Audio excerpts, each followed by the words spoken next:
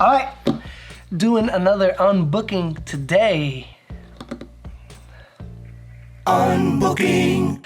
Okay, so today we are going to do a book by John Maxwell, pretty well known.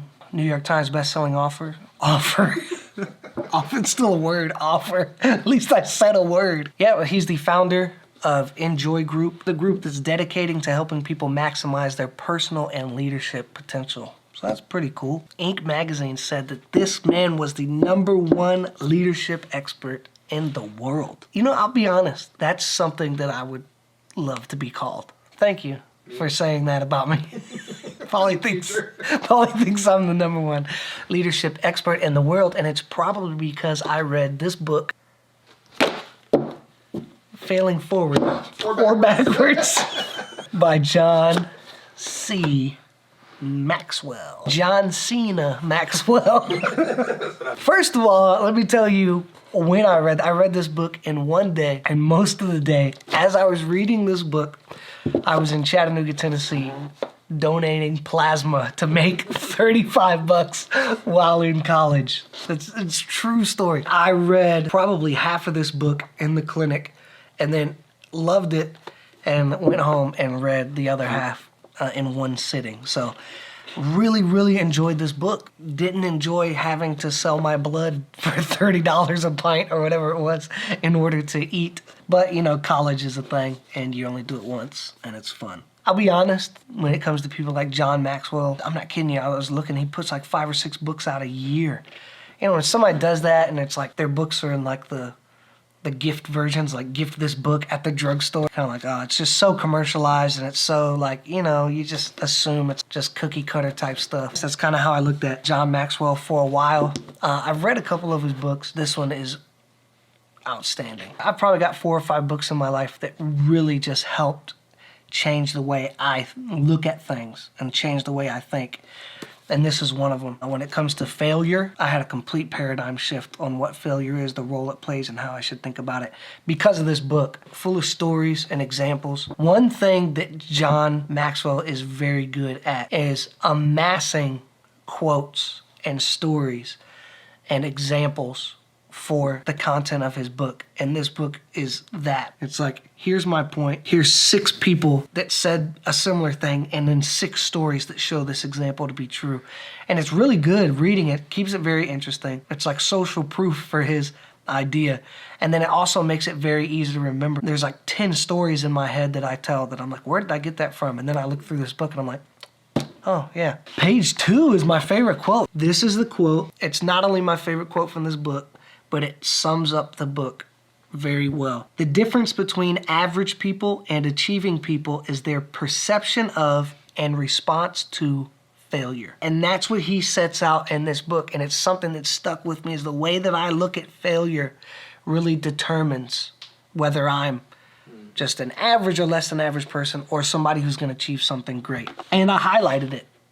And that's a perfect segue to go into our next segment. So, random highlight. Let's see what we got. This is a quote from Emerson. Ralph Waldo, maybe. People are always getting ready to live, but never living.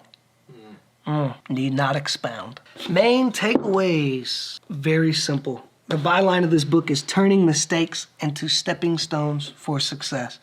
After I read this book, what I realized is that if you're going to do anything successful, failure is simply a necessary part of the process. That's what I walked away from this book with.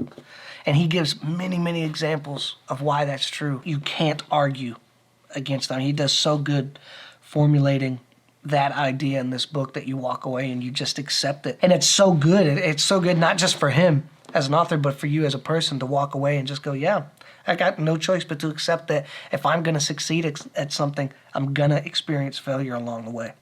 Bottom line. Let me read a couple of these things because I just think they're worth reading. Okay, so just some more good quotes out of this book. Failure is simply a price we pay to achieve success.